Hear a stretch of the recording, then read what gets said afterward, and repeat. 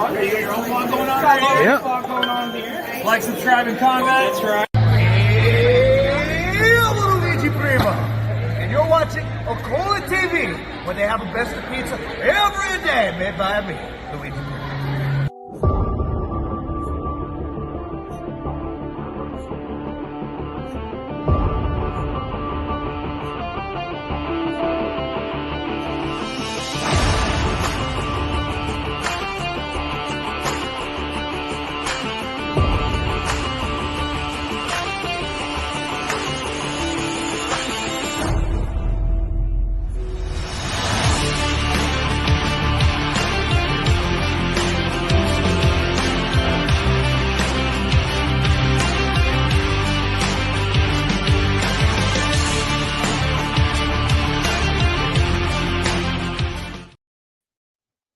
Greetings and salutations, everybody, and welcome back to another episode of Pro Wrestling 60, where we talk about everything that happened this past week in the world of professional wrestling.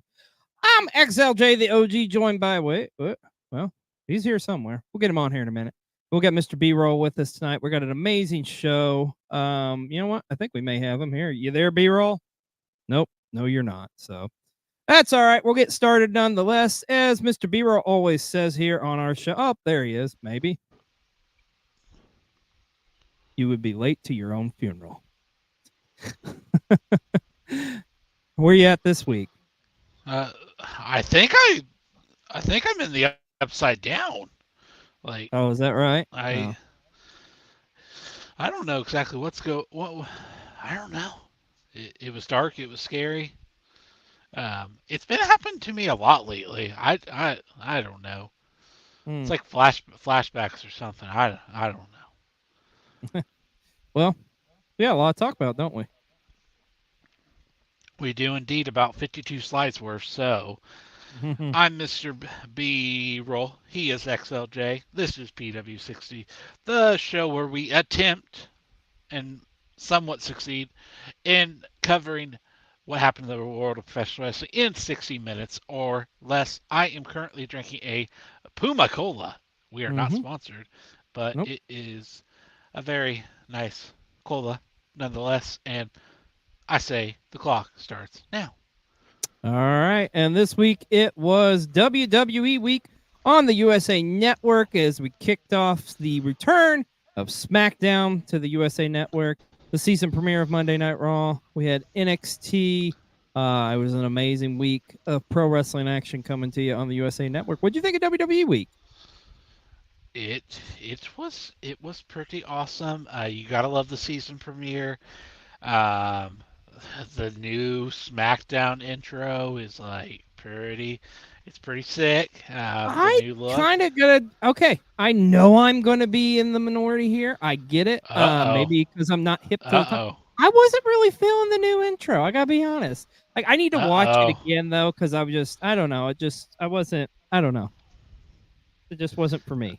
Oh. I guess I need to get hip with the kids and listen to Megan Thee Stallion, right? Because that's who it was, right? Yes. Yeah. I don't know. Yeah. Well, we're going to talk about that here in a little bit, but let's kick it off. Let's start with Monday Night Raw, and we got to start with that opener. What a way to kick off WWE Week on the USA Network.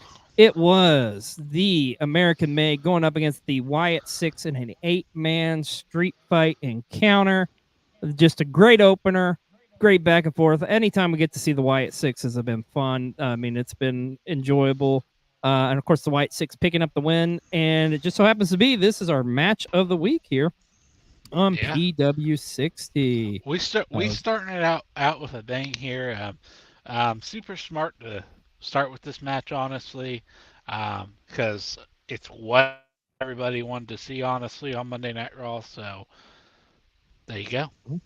Yeah, great way to kick off the show. Surprises kick off the show, but in a good way. But now the question is, where do we go from here? Is the Wyatt Six pretty much what are we moving on to? You think? Because remember, some of their symbols were popping up on SmackDown, little Easter eggs there for those of you paying close attention. Makes you wonder what's going to happen. I seen it. Oh. Well, nonetheless, this was a tremendous opener here on Monday Night Raw. Oh, we got to talk about this moment. Oh, my hero, my icon, the best there is, the best there was, the best there ever will be.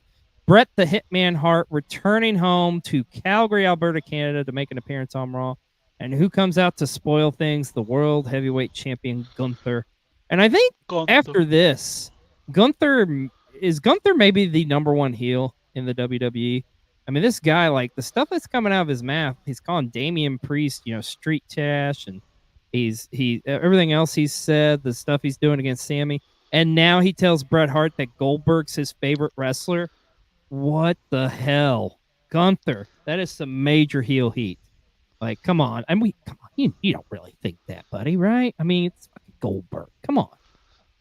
It's It's freaking Goldberg. Like, yeah. Now, and mind you, he said this he said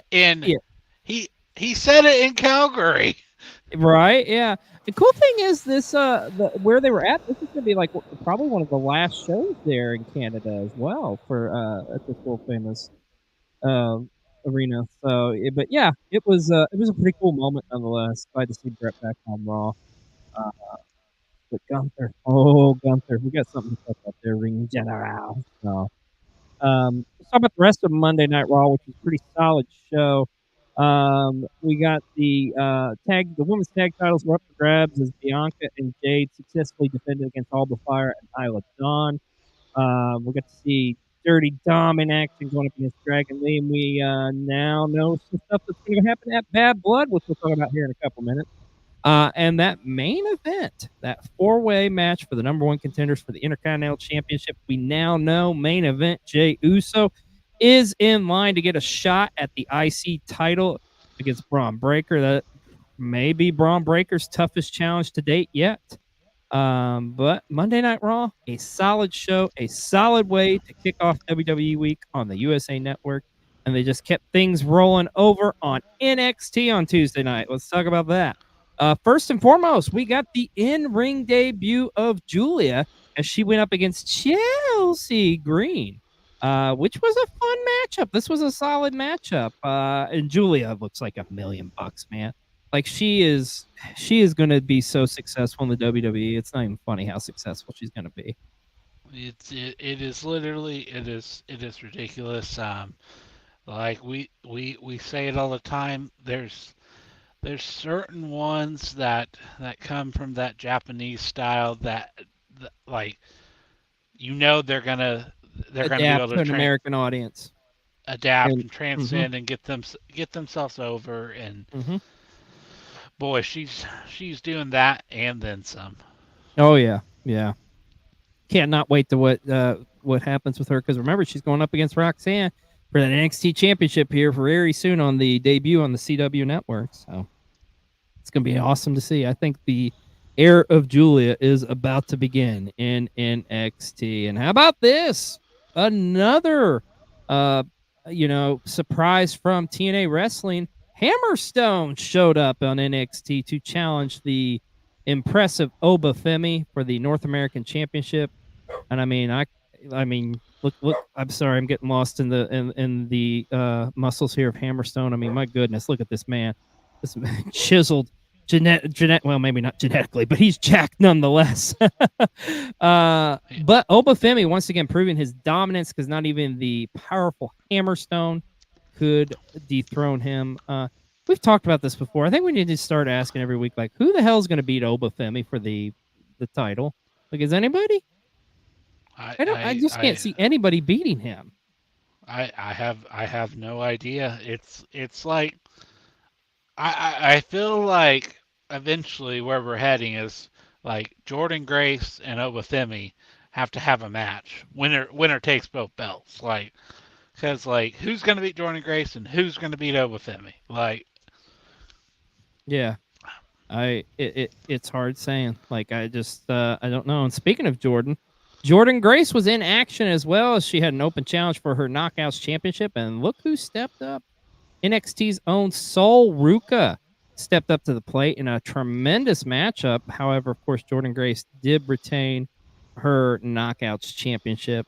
Man, I'm loving this marriage between NXT and TNA, man. It's so great to see like the back and forth here.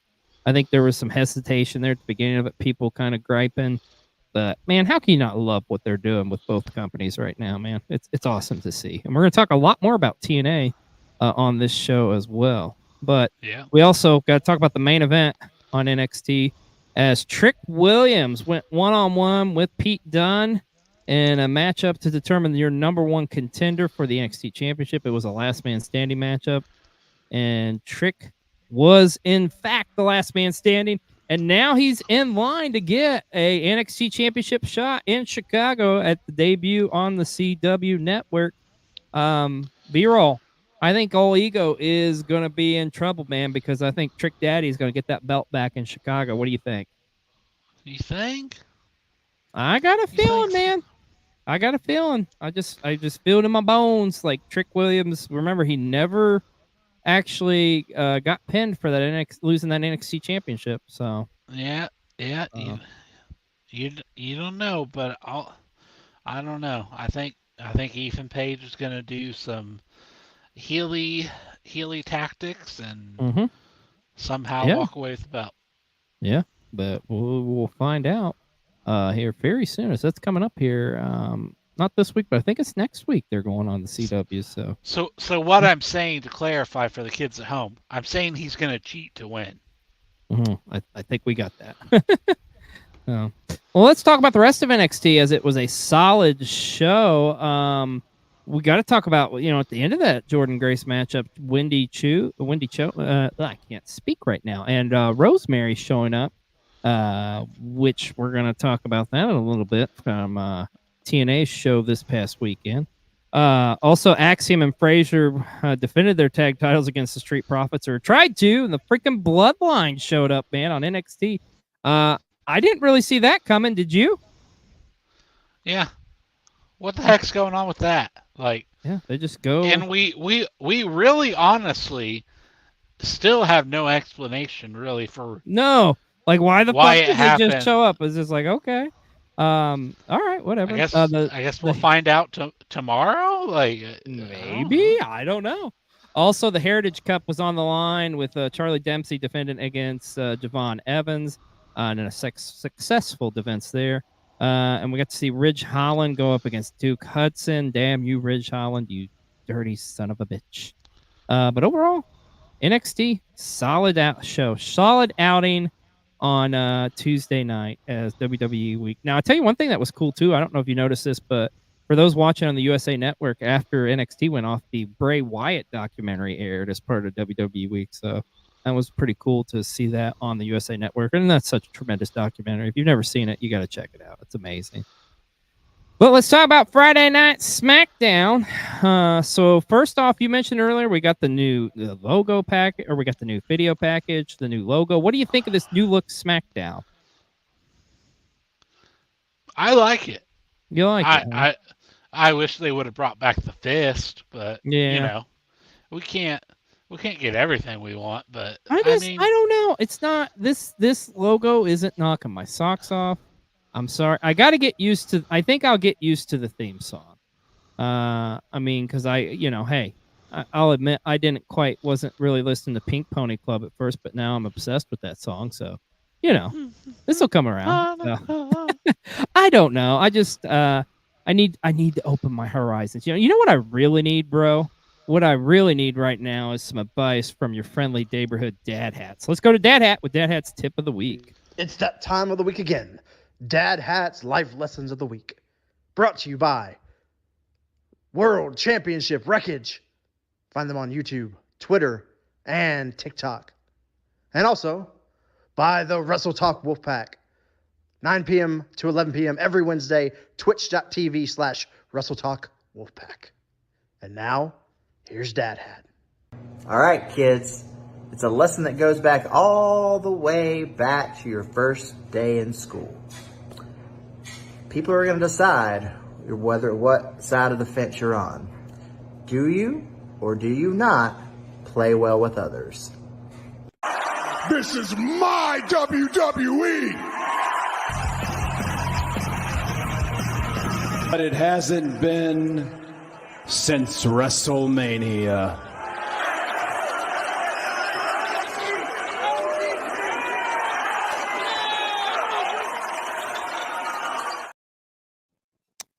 He makes a good point. Well, let's talk about it, as Cody Rhodes would say. Kicking off Friday Night SmackDown, we had that steel cage matchup with Solo Sikoa challenging Cody Rhodes for the championship. And, of course, Cody would retain, but we got the Bloodline involved once again. And, of course, the OTC himself showed up to wreck shop. Roman Reigns was there. And it's just crazy, folks, because, yes, we now live in a world where Cody Rhodes and Roman Reigns are going to be a tag team against the Bloodline at Bad Blood. Now, that wasn't on my bingo card for 2024. What do you make of this? Because this is kind of like, I don't think any of us saw this really coming, that these two would be teamed up together to go up against Solo and Jacob Fatu. Yeah. So, yeah, I mean, especially like in the scene where, the scene, look at me. Hey, it is cinema, but in the backstage segment that where Cody like tells Nick Aldis like, "Hey, I'm done. Like I'm done with the Bloodline. I'm moving on." And then I mean, we get how SmackDown ended, and here we are. I mean, I thought for sure after the backstage segment, I was like, okay, we're getting Jimmy back. Like this is where we get Jimmy back. Jimmy comes back. I to thought help that Roman. too, yeah. So, but nonetheless, here we are. Here we are. So let's talk about the rest of Friday Night SmackDown, which was a loaded show. Of course, we got to see that best of 5 series come to an end with Andrade and Carmelo. And now Andrade is your number one contender for the United States Championship against one LA Knight. Yeah. And man, that's going to be a heck of a matchup. I can't wait to see that. I love that best of 5 too with them. I wish the WWE would incorporate more of those type of like a series of matches. Those are always fun to watch. Also, we got to see A-Town Down Under in action, which going up against Kevin Owens and the mystery opponent. And it was Ricky. What'd you make of Ricky? I mean, I think we need justice for Ricky. Like justice for Ricky. Yeah, like, I think we need that matchup at the Bad Blood show. He kind of was done dirty. He was there, and he showed up on time, and so yeah, I mean he was there. But of course, the Viper Randy Orton ended up showing up as Kevin Owens' partner. So there you have it. So, well, we mentioned A-Town Down Under. yeah, we you know what comes next if you watch this show. And gosh, you know what? Let's just go to Bree with your Tribal Queen tidbit of the week. God, I can't wait to see this. Well, hey, hi, hello, everybody. It is the Tribal Queen Bree with the Tribal Queen tidbit of the week, and I'm gonna do something different. I'm gonna set my phone down, and I'm gonna sit here and wait for Austin Theory to finally decide he needs to turn face. Here we go. I set my phone down right here. Here we go.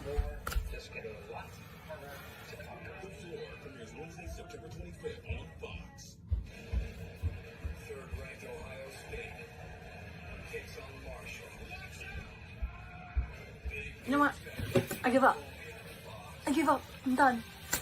It's never gonna happen. It's never gonna happen.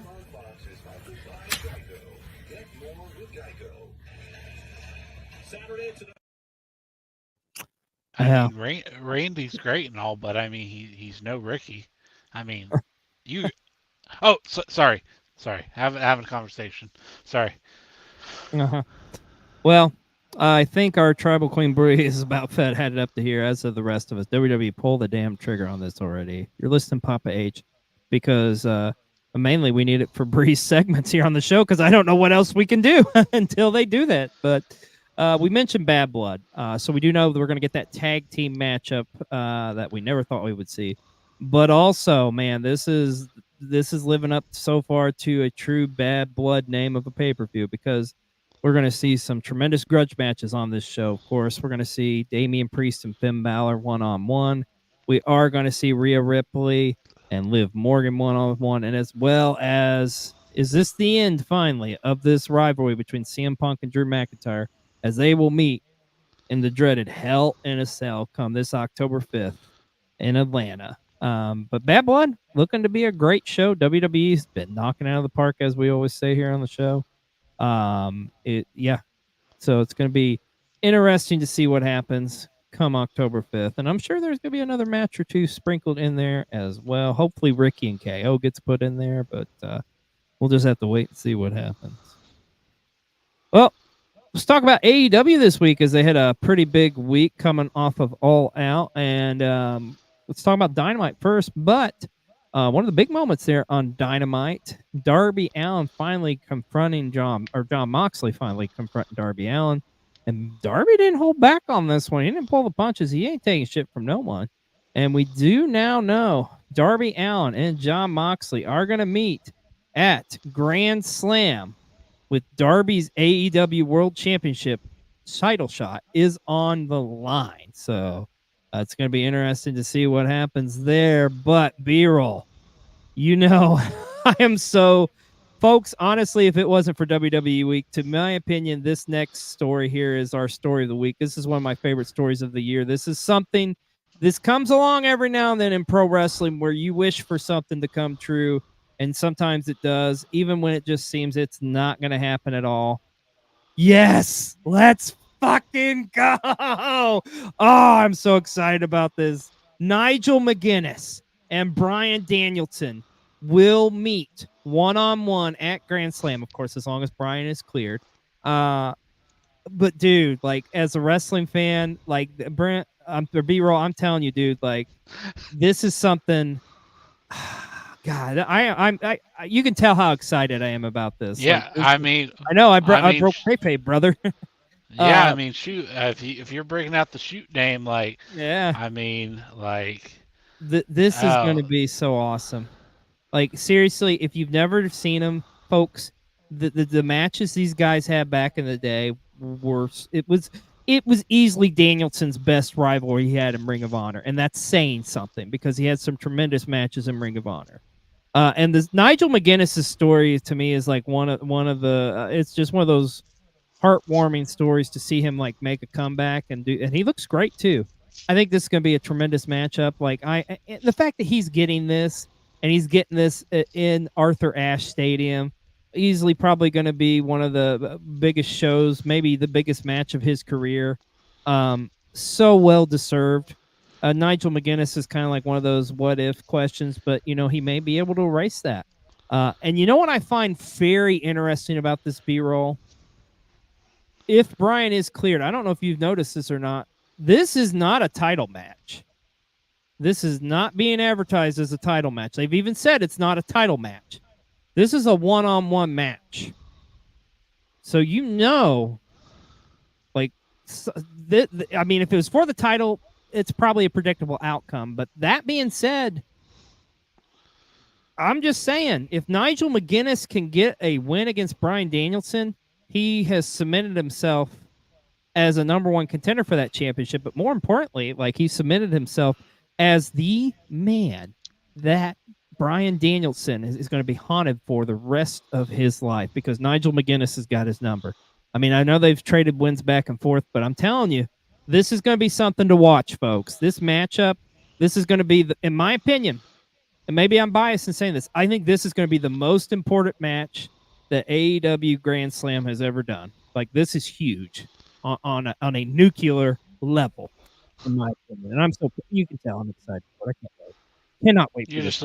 You're just a little bit excited, and hey, you only have to wait a little over, or just a little over a week. So yeah, I know, man. It's gonna be an amazing matchup. So let's talk about the rest of Dynamite from this past week as well, which I thought, once again, AEW put on a great show, a follow-up show. We kicked it off, of course, with Leo Rush challenging Jack Perry for that TNT championship, and we also got the Patriarchy kicking off the show as well. What do you think of Ricochet and Sammy Guevara? It was interesting. They did some flippy stuff. Exactly, they did some flippy stuff. It was an interesting matchup. Mariah May successfully defended her women's championship against Queen Amanada as well. And we got the tag team casino gauntlet. Little surprised with the outcome there, if I'm being honest with you, B-Roll, because our new number one contenders are Will Ospreay and Kyle Fletcher. You know, what I find really fascinating about this, there was some words said by Kyle Fletcher, I think, on social media that, like, he couldn't see himself partnering up with anybody else. Like, what? Like, okay, are we just leaving, Badonkadonk, a.k.a. Mark Davis, out here and, like, what are we doing there, man? Aussie.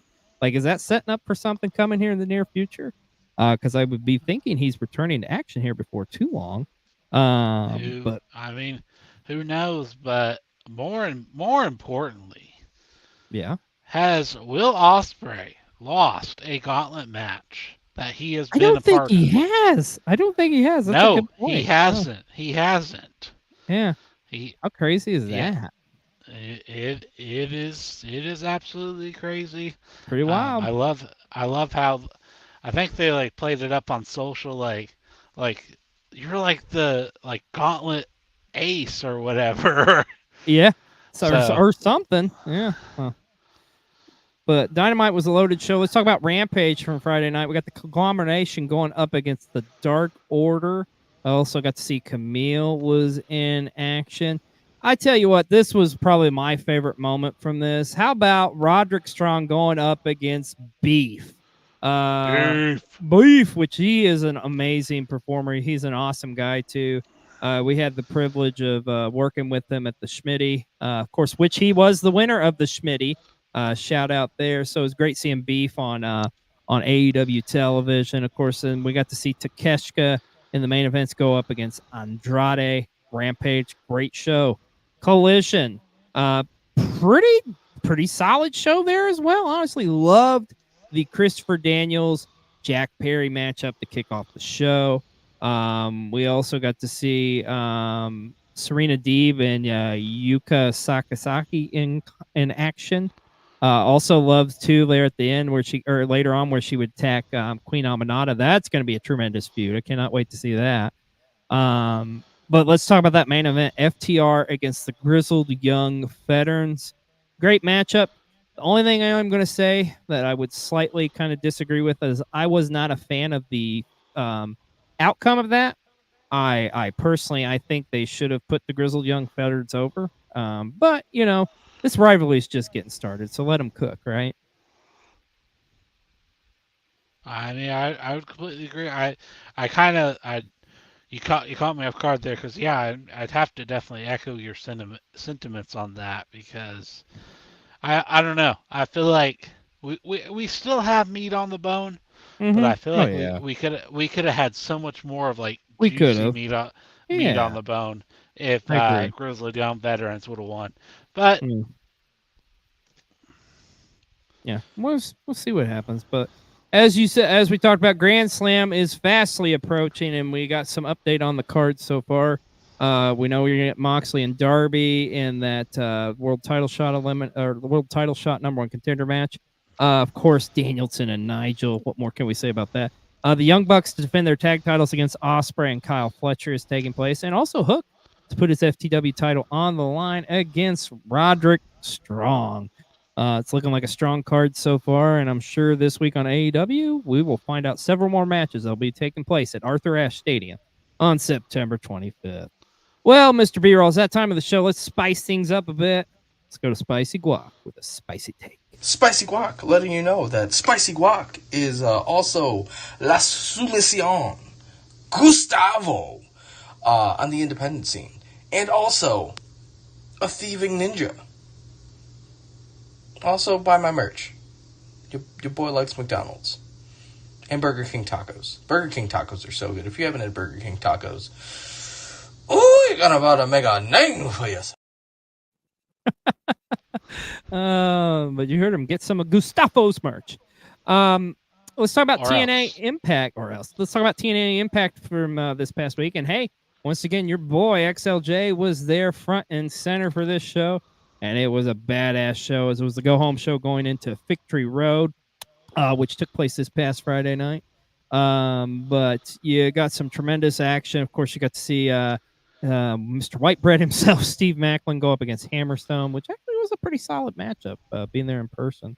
Heather Reckless picking up a big win on Giselle Shaw. Man, I tell you, she was so shocked. She actually, just true story, I don't know if it was on the show or not, but literally, I was the very first person she met and gave her a big old high five for her win there on Impact. So, Heather, you're welcome for the rub. I'm sure you're going to have an amazing career now that you high five me. I mean, she sent Giselle Shaw out of TNA. Pretty much, yeah, right? Because and of course you had that tornado tag with First Class going up against ABC, and the Hardys going up against the System. Which I gotta say, in person, that was a really fun tag match. It was a solid tag match. It honestly is one of the best Hardy matches I've seen in a long time. But we mentioned Victory Road. Let's talk about Victory Road from this past Friday night. And yes, the Wanted Man once again successfully retaining his TNA World Championship, as he did defeat one Moose. But the System did try to get involved, but the System fell because John Bradshaw Layfield once again showing up in TNA to thwart the System. It was this whole thing with JBL is so fascinating to me. Like what he's doing, it's like, what's the end game here, right? Like what are we doing? But and we'll talk about that. Where in the world is JBL? Turn out next week, kids, to find out where JBL shows up. I know, right? So, as our good boy Michael says, he's going on a bunch of side quests. But nonetheless, Nick Nemeth retaining his championship. But we have a couple new champions coming out of Victory Road. Of course, Speedball Mike Bailey retaining his winning back his X Division championship from Zachary Wentz in a tremendous matchup. Regained it. That's right. And then also we got new Knockouts champions. Thank God, Spitfire. Nothing against Masha, but Spitfire is your new Knockouts World Tag Team Champions. And the System also did win the World Tag Team Championship once again as they defeated ABC. And the rest of the show was solid too. Joe Hendry picking up a much-needed win against Josh Alexander. And Jordan Grace retaining her Knockouts Championship against Wendy Chu from NXT. And we got to see First Class go up against the Hardys. This stadium, the arena looked great too there in San Antonio. I love the look of it. Like everything about it was awesome. But Victory Road was a tremendous show. And once again, TNA is on fire. But as I mentioned before, I was at the Impact tapings, and we're excited to let you know this week here on Cole TV, we have got not one, but a two-part vlog. That's right, a two-part vlog, which we haven't done, since the early days, since the first All Out I went to. So we got a two-part vlog coming to you this Tuesday and Wednesday from those TNA Impact tapings I was at. And we got a little sneak peek of what you're in store to see this week here on Cole TV. Check this out. We are here for some Impact tapings.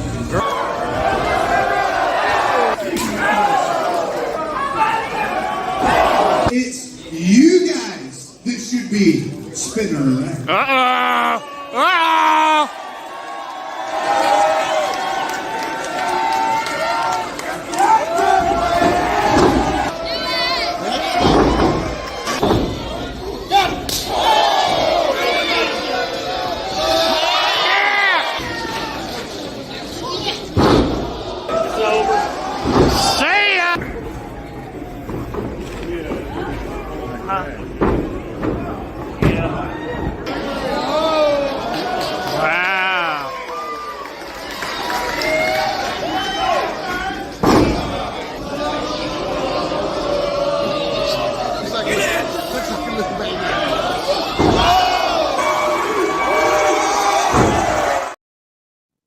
Well, there you go. Tune in this Tuesday and Wednesday for our Impact Wrestling vlog. And this was big news coming out in the world of pro wrestling this week. The PWI 500 released the 34th annual PWI 500.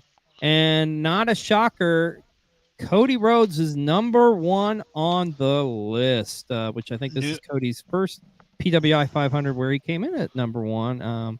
Definitely deserves it.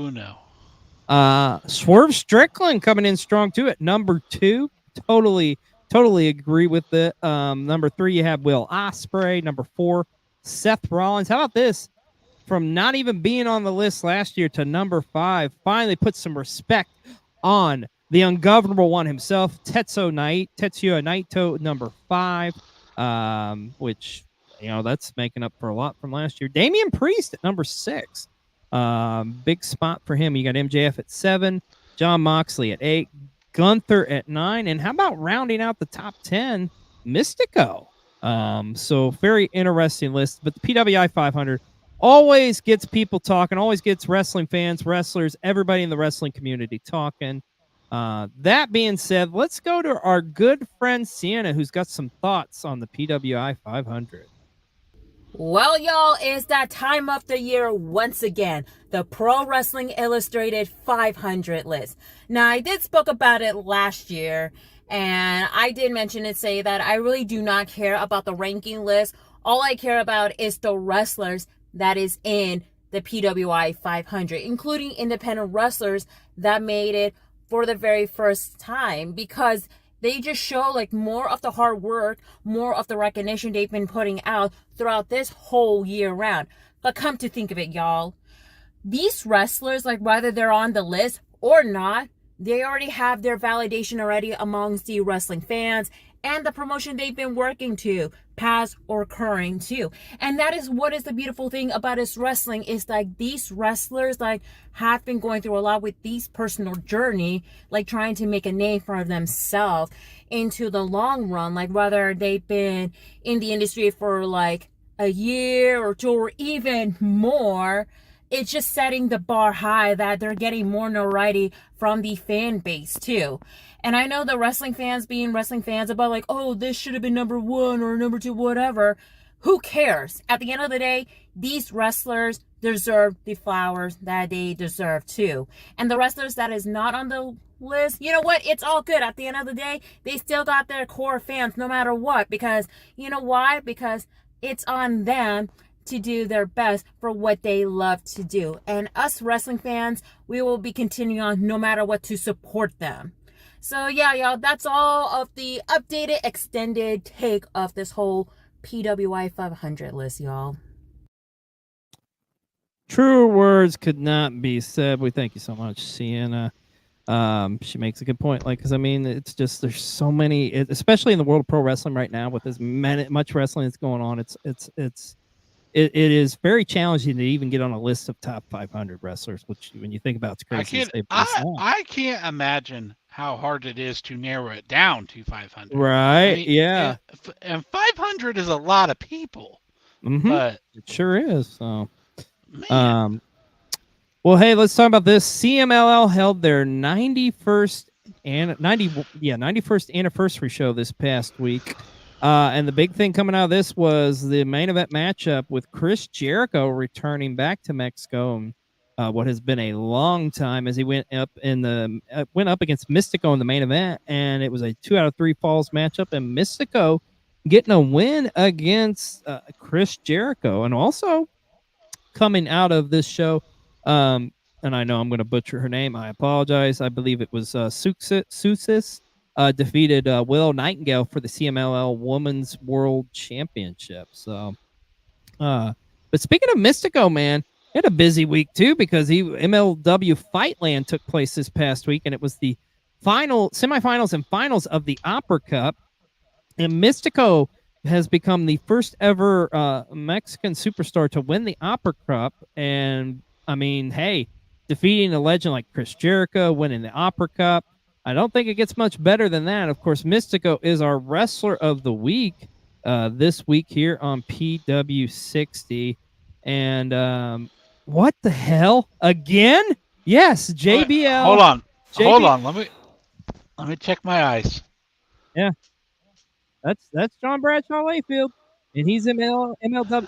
I gotta know, B-Roll. I gotta know. Well, thank God we got somebody here on PW60 who's been looking into this for us.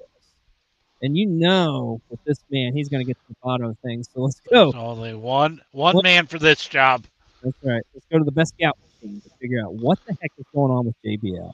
What's up, P-Dub City? It is me, it is the notorious BGM, and I want to talk about JBL, because he's springing up all over the place. He popped up in GCW, AAA, and TNA, and we're like, where the hell else is JBL, the former WWE Undisputed World Champion, is going to pop up?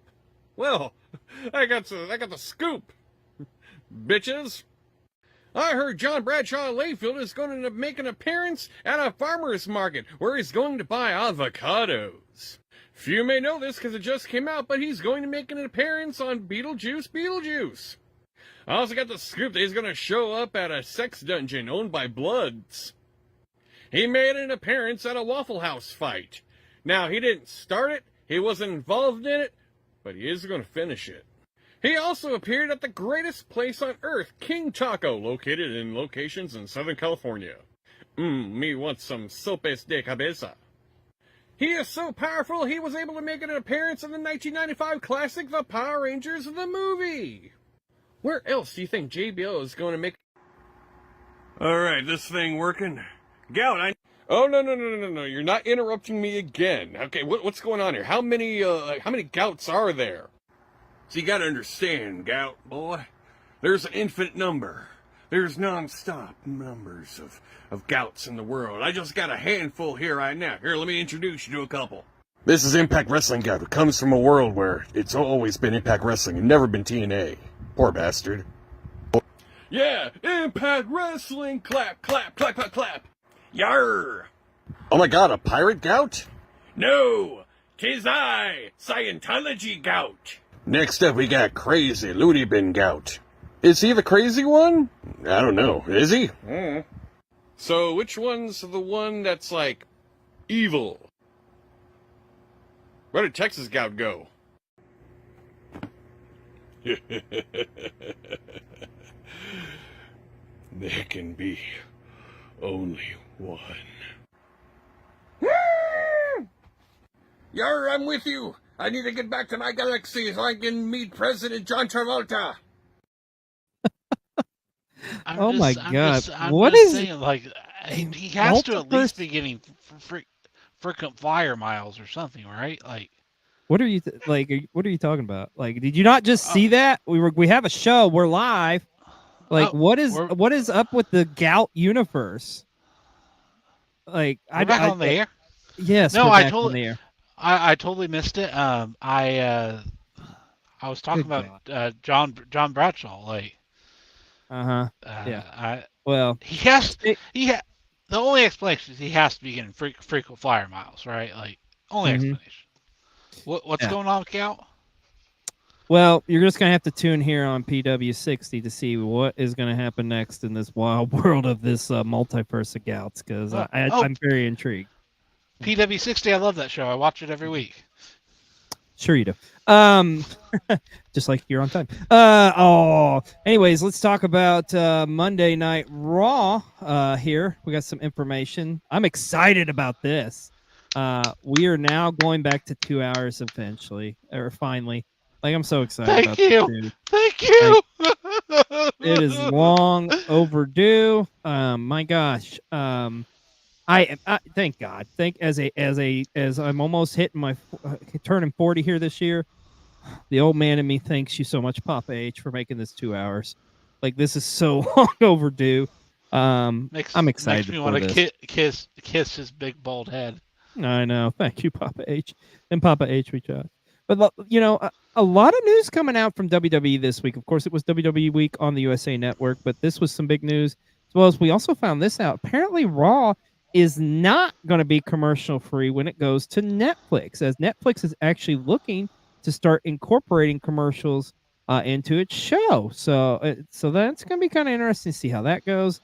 I'm going to assume we're probably going to be doing a lot of pictures or something, but I don't know. I was kind of looking forward to it being commercial free, but you know, I'm okay. We're used to it. We're conditioned to it as wrestling fans, so this really isn't a big deal when you think about it. Also, we found out NXT, once they hit the CW on October the 1st, this show is going on the road, baby, as NXT is going to start touring. Looks like they're going to go away from that format of running shows at the Performance Center, and now they're going to be on the road as a third brand for WWE. I think this makes sense, honestly. I'm excited about it. And it's going to be cool, like, to see another brand here, another brand that is doing well, is thriving quite well. If any time was to do it, B-roll, this would be the time to put NXT on the road. So it's going to be cool to see. I'm excited to see them from Chicago on October 1st, too. That's going to be a fun show. And also, how about this? We found out WWE, we talked about this earlier with Megan Thee Stallion, the new theme on SmackDown, but they're going to start using a lot more licensed music. And here on this show, we have got somebody who is a musician. So that being said, let's go to Husky with a hot take. Hey, what's going on, guys? So it appears that Def Rebel's contract with WWE is no more or is coming to an end. Thank God, because their music is trash. And now they are going to go with actual licensed music now as entrance themes. This isn't really a hot take, it's more of a question that I want to pose to both you boys and to anybody that watches this. If you were to pick a song to be used as either a theme for a show or for a certain wrestler, what would it be? Let me know. Staring down the barrel of a 45. 45! Sorry. What went dark.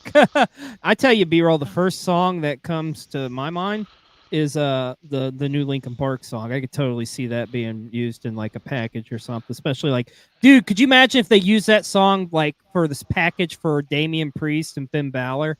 Oh, that would be fucking great. So, but that's the first one that comes to mind. I think we just spoken into existence. I think it's gonna happen, Papa H. Don't be surprised when you see it. You can thank Cole TV for that. We know you're watching. That's right.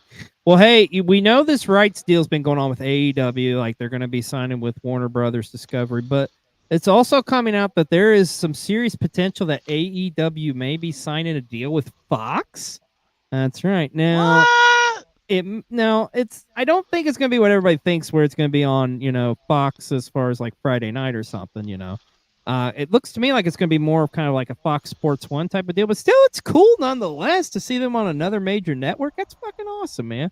That's what's great for pro wrestling, because it does appear that they have trademarked the name Shockwave, so could potentially be a show coming to Fox Sports 1. We don't know truly, but that appears to be where they're going. But I think that's great news. Like I say, that's great for all of us wrestling fans. Not so great for us where we have to watch all this wrestling and it's like, who am I kidding? I love watching all this wrestling. So I'm excited. Bring it on. Let's go. Give me another hour of AEW. So, but I do want to throw something out there.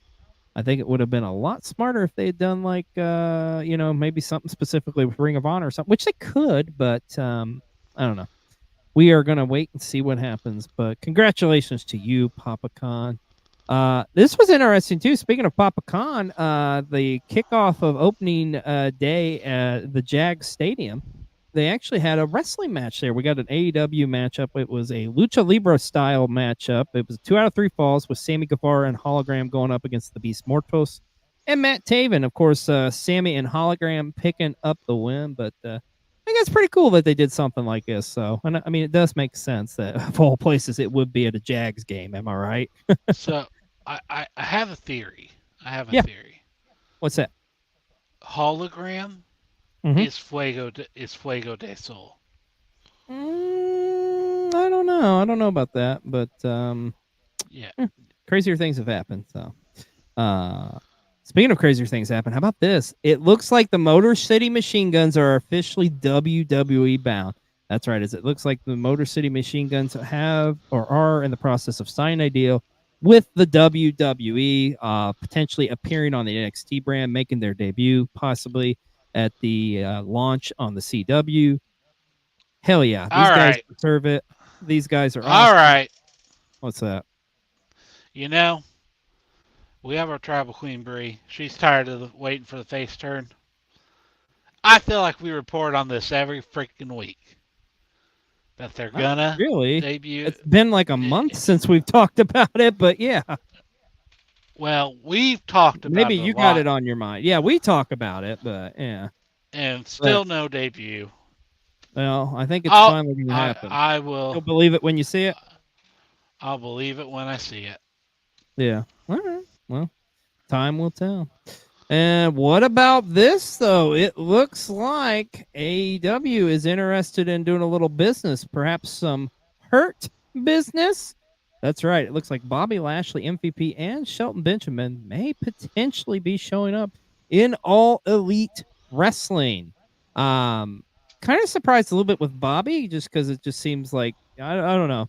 I don't want to say a fit for him, but just like kind of a little surprised. But once again, this is one of those stories we'll believe it when we see it, right? So, but don't be surprised if at Arthur Ashe that AEW goes all in on the Hurt business. But it's cool. It'll be cool to see them reunited because I mean I love that group. They didn't get their just due, honestly, in the WWE, in my opinion. So let's go for it. Let's do it. And apparently Daniel Garcia has not signed his contract with AEW as he is still being touted as a free agent. It does look like AEW feels confident that they will re-sign the young man, but WWE and Papa H is highly interested in Daniel Garcia. Even go as far as there's some quotes out there saying that they look at Daniel Garcia as potentially the next like Daniel Bryan.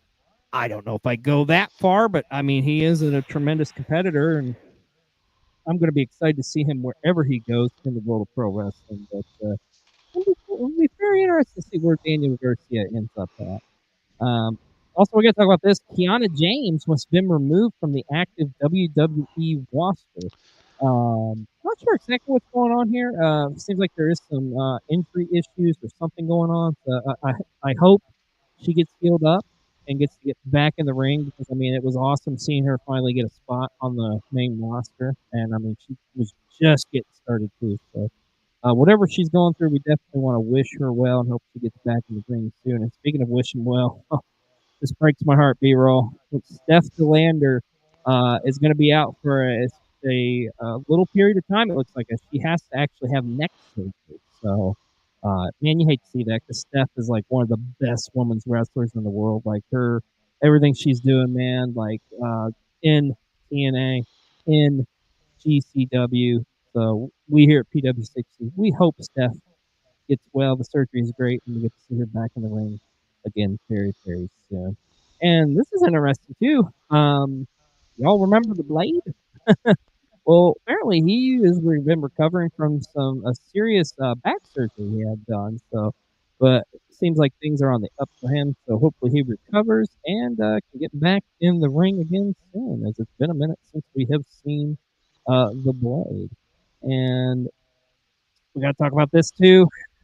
WWE putting out a friendship bracelet to go off with the hype from this whole I just dumb. The girl doesn't even get any credit. Come on, guys! Like, what are you thinking here? It's kind of stupid, don't you think? Well, it was put up and then removed. Removed, yes, right, instantly removed. So, not a wise move. I'm just saying. So, well, we talk about there's so much wrestling going on in the world right now, and we always want you to go out and support independent wrestling, but sometimes you may wonder, well, what shows should I go to? Well, thankfully, let's go to the wrestling encyclopedia himself, one Michael J. Duplessis with an indie report.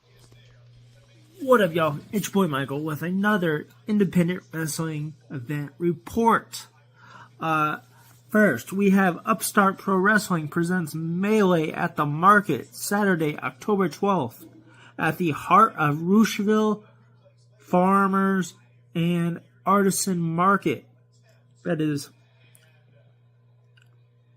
22 North Main Street in Rocheville, Indiana. Doors open at 5:30. Bow time is at 6 p.m. Secondly, we have Go Wrestling presents an event in Sanford, Florida. GoWrestling.com for tickets and information. More information.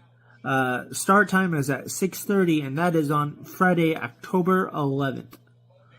And then lastly, we have Oblivion Pro Wrestling, Saturday, October 26th at Nisqually Middle School, 8100 Stilcombe Road, Southeast in Lacey, Washington. 6 p.m. bell time. OblivionWrestling.com for tickets and information on that. Well, thank you, Michael. We appreciate it, brother.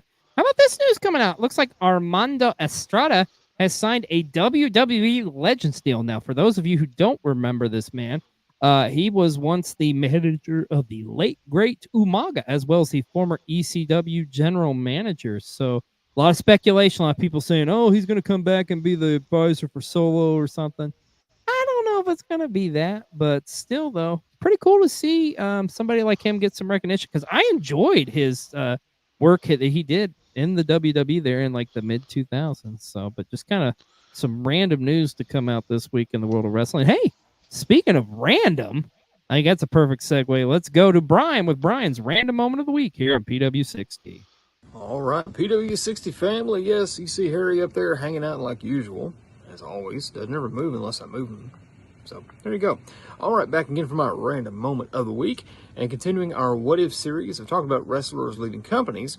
I'm going to break it up just a little bit, but stick with the what if scenario. Of course, I remember something about this. I saw a Facebook article from a page that does talk about wrestling. It brought this one particular wrestler up that I'm fixing to talk about, kind of prefacing, setting the stage.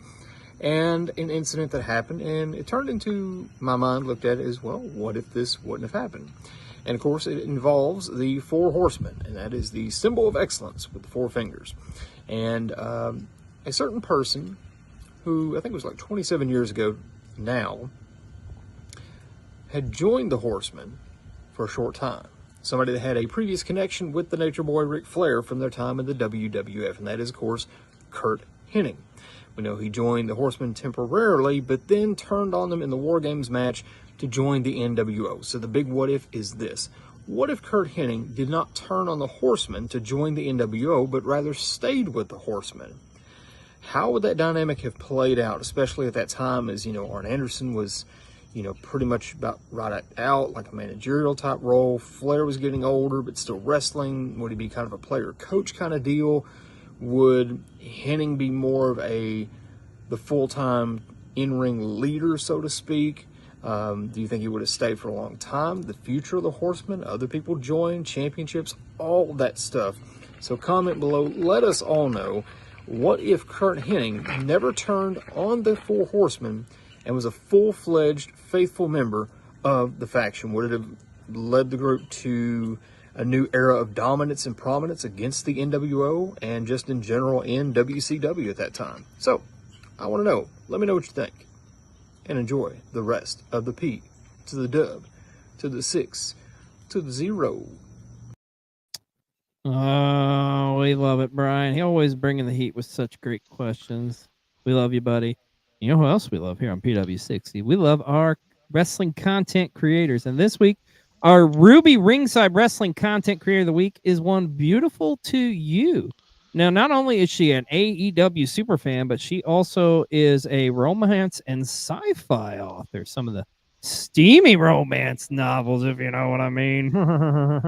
So, nonetheless, she's got some great videos she puts out, especially on AEW. So, if you're not following her, go and do yourself a favor. Go follow Beautiful to You, as she is our Ruby Ringside Content Creator of the Week this week on PW60. And hey, Batista's got a new movie that just came out this past week. It's called The Killer's Game. It's got some positive Drew reviews. McIntyre's in But it. that's the thing. Drew McIntyre's in this movie as well, making his acting debut. So that's kind of cool. I want to check this out, man. I'm a huge fan of Batista, and I like his body of work. The stuff that he's done for the most part in films has been pretty cool. Not what would you typically expect from the big man. He's got a tremendous body of work. So gonna have to check this out sometime, especially and get to see Drew McIntyre in it as well. So. Well, in closing here tonight, once again, I hate to do this, but we got to report on it. We've lost another great wrestling legend, as the great Kunaki Kobayashi passed away earlier this week. Of course, he is known as a huge rival of Tiger Mask back in the day. Worked in New Japan Pro Wrestling for a vast majority of his career. Returned back there, worked in All Japan Pro Wrestling, multiple runs in New Japan. But everybody always will remember that tremendous rivalry he had with Tiger Mask. So he will truly be missed. We here at the PW60 family, we want to wish him and his family our condolences. We hate to see us losing yet another legend here in the world of pro wrestling. It's been a rough year on pro wrestling legends passing away. So, once again, RIP to Kunaka Kobayashi. Well, be done it again. We've somehow covered everything that happened this past week in the world of pro wrestling. And hey, this week, there's going to be so much more going on as we're on that road to Grand Slam. We're the road to Bad Blood. And where the hell is JBL going to be next? We'll find out this week. Well, thank you so much for joining us tonight. And don't forget to tune in all this week for our Impact vlogs, as well as all the other content coming to you here on Cold TV. We'll see you next week for another episode of PW60.